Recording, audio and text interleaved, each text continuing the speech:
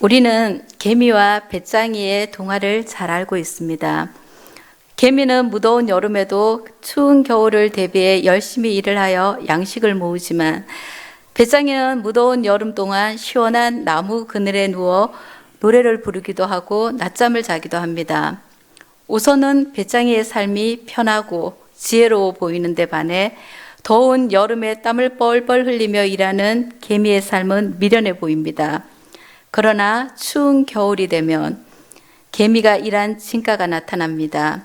겨울을 대비하지 않은 배짱이는 모아둔 양식이 없어 굶주리다가 개미의 집에 양식을 구하러 가지만 여름 내에 열심히 일한 개미는 양식 걱정 없이 편안하고 안락하게 겨울을 보냅니다. 한낱 곤충으로 잠깐을 살다가는 매미도 이렇게 미래를 준비하는데 우리는 어떻습니까? 여러분은 미래를 준비하고 계십니까? 이 땅에서의 삶이 지나고 난 그 후를 준비하고 계십니까? 우리는 모두 영원히 살 수 있는 인생이 아닙니다.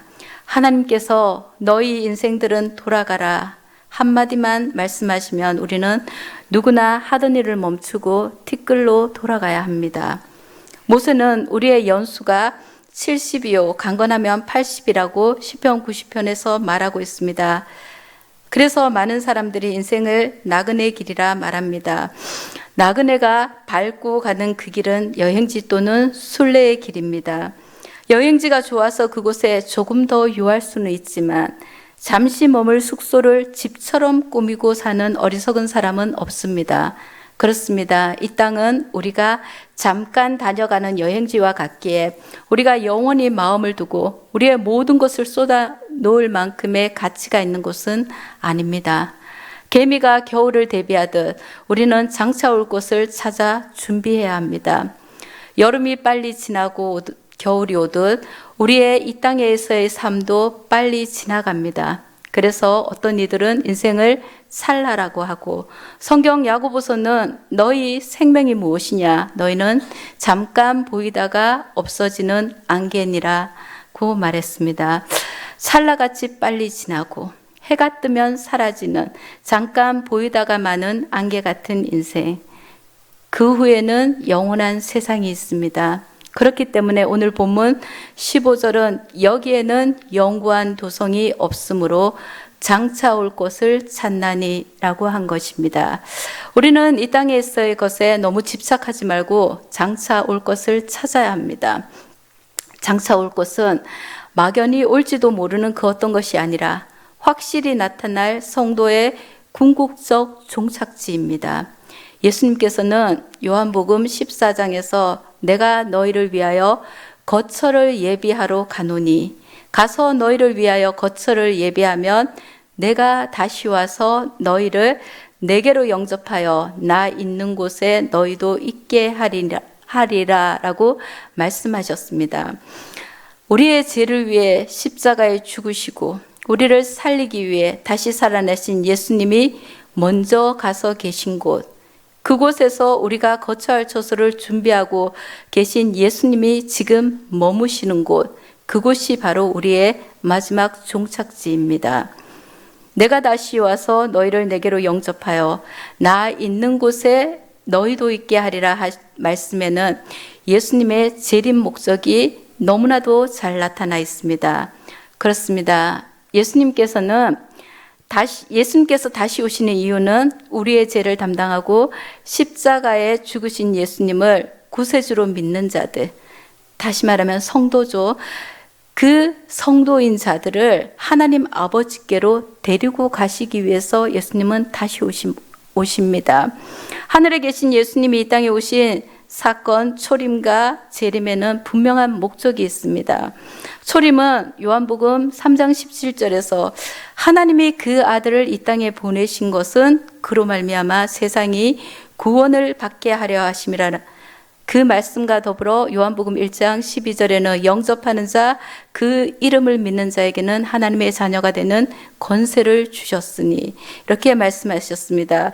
하나님의 이 말씀처럼 사람들로 하여금 예수 그리스도로 인해 하나님의 자녀가 되게 하심으로써 예수 그리스도를 믿음으로 인해서 구원의 근거를 마련하시기 위해서 예수님은 이 땅에 초림하셨습니다.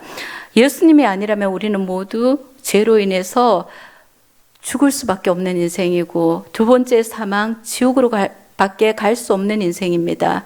그렇지만 예수 그리스도로 인해서 우리는 두 번째 사망을 면할 수가 있습니다. 한 번 죽는 것은 이 땅에 누구에게나 있는 것이지만 두 번째 사망은 우리가 예수님으로 인해 피할 수 있습니다. 그렇기 때문에 예수님은 우리의 찬송의 이유가 되십니다. 재림의 목적은 예수님을 믿음으로 하나님의 자녀가 된 자를 예수님께서 영접하심으로 구원을 완성하기 위해서입니다. 그러므로 이 땅에서의 삶에 얽매여 장차 올 세상을 찾는 일에 무관심한 자라면 그는 진정한 성도가 아닐 뿐 아니라 그는 가장 어리석은 자입니다. 그러므로 우리는 예수로 말미암아 찬송의 제사를 하나님께 드려야 합니다. 찬송의 제사는 예수님으로 인해 하나님의 자녀가 된 하나님의 자녀만이 드릴 수 있는 특권입니다. 예수 그리스도가 죄를 대속하는 속죄물과 우리와 하나님 사이를 합평케 하는 화목제물이 되셔서 완전한 제사를 단번에 하나님께 드림으로 인해 우리는 두 번 다시 양의 피, 양과 소의 번제물을 가지고 하나님 앞에 나아가지 않아도 됩니다. 이제 더 이상 속죄의 제물은 필요가 없습니다. 예수님이 단번에 영원한 속죄의 제물이 되어 주셨기 때문입니다. 예수 그리스도로 말미암아 구속함을 받은 하나님의 자녀가 된 성도가 하나님께 올려드려야 될 제사는 하나님 앞에 올려드려야 할 마땅한 제사는 바로 찬양입니다. 하나님께서는 이 백성은 내가 나를 위하여 지었나니 나의 찬송을 부르게 하려 함이니라 라고 찬양의 주체가 하나님의 자녀, 즉 하나님의 백성 전체임을 이사야서에서 분명하게 밝혔습니다. 따라서 찬양에는 관계가 있습니다. 우리는 생전 듣도 보도 못한 자를 찬양할 수 없습니다. 우리는 하나님을 아는 만큼 하나님을 찬양할 수 있습니다. 또한 찬양은 사단이 가장 두려워하는 것이고 하나님이 가장 기뻐하는 제사입니다. 왜냐하면 찬양은 하나님을 높여드리는 행위로 우리의 온 열정을 다해 하나님을 칭찬하는 것이기 때문입니다. 우리가 잘 알고 있는 하나님을 찬양합시다라는 할렐루야의 어원 할랄은 큰 소리로 칭찬하다는 뜻입니다. 따라서 찬양은 자신이 높아지려고 하는 잘못된 태도를 버리고 하나님을 큰 소리로 칭찬하며 우리가 있어야 할 자리, 즉 하나님을 예배하는 자리로 우리를 돌려놓는 위대한 행위입니다. 또한 찬송의 제사는 예수의 이름을 증언하는 입술의 열매입니다. 창조주 하나님께서 당신을 찬양하도록 하기 위해 하나님 백성을 지으셨다면 찬양은 하나님의 백성의 존재 목적이자 의무입니다. 우리는 그 의무를 받들어 설교 후의 시간에 가족 찬양 대회를 할 것입니다. 그때 온 마음과 힘을 다해 하나님을 높이는 찬양을 해주시면 감사하겠습니다. 피조물들 중에 찬양에 합당한 유일한 존재로 선택된 자는 오직 하나님의 백성입니다. 얼핏 보기에는 곡조 달린 노래이니 누구나 부를 수 있을 것만 같지만 하나님이 선택하지 않은 백성은 결코 찬양할 수 없습니다. 그러므로 찬양은 우리가 하나님께 드릴 수 있는 최고의 제물입니다. 이 가치를 하나님께서는 항소를 드림보다 기쁘게 받으신다고 말씀하셨습니다. 이 최고의 제물을 하나님께 올려드릴 때 우리는 두 가지를 생각해야 합니다. 먼저는 예수 그리스도로 말미암아 드리는 것이고 그 다음은 항상 드려야 한다는 것입니다. 하나님을 향한 찬양은 예수 그리스도를 통해 죄인을 구원하신 하나님의 은혜에 대한 감사의 외적 표현 중 입술의 열매입니다. 또한 찬양은 하나님의 은혜를 아는 이들이 결코 중단해서는 안 되는, 그래서 항상 드려야 하는 참된 신앙의 행위입니다. 사도 바울은 빌립보에서 복음을 전할 때 귀신 들린 여종을 고쳐준 적이 있습니다. 그런데 그에게 돌아온 것은 칭찬이 아니라 매맞고 감옥에 갇히는 억울함이었습니다. 그러나 바울은 항상 찬송의 제사를 하나님께 드리자라는 오늘 본문의 말씀처럼 불평하지 않고 찬양의 제사를 하나님께 올렸습니다. 그 결과 그는 감옥의 간수와 그의 가족을 구원할 수 있었습니다. 바울을 통해 우리는 찬양이 우리의 기분이나 상황에 따라 부르는 노래가 아님을 알 수 있습니다. 우리가 하나님을 항상 찬양해야 하는 이유는 하나님께서는 우리 인생의 가장 괴롭고 답답한 순간에도 여전히 우리의 창조자이시고 우리의 구속자이시기 때문입니다. 따라서 반복되는 실패와 죄로 인한 눌림 속에서도 때론 바울처럼 좋은 일하고 감옥에 갇히는 억울한 상황 속에서도 우리는 하나님을 신뢰하며 찬양해야 합니다.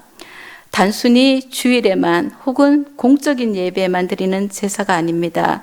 찬양은 날마다, 순간마다, 우리의 일상마다, 우리 일상의 모든 곳에서 모든 때에 항상 드려야 하는 하나님 앞에 예수 그리스도를 증언하는 입술의 열매입니다. 날마다 찬양의 제사로 예수의 이름을 증언하는 저와 여러분이 되길 예수 그리스도의 이름으로 소망합니다.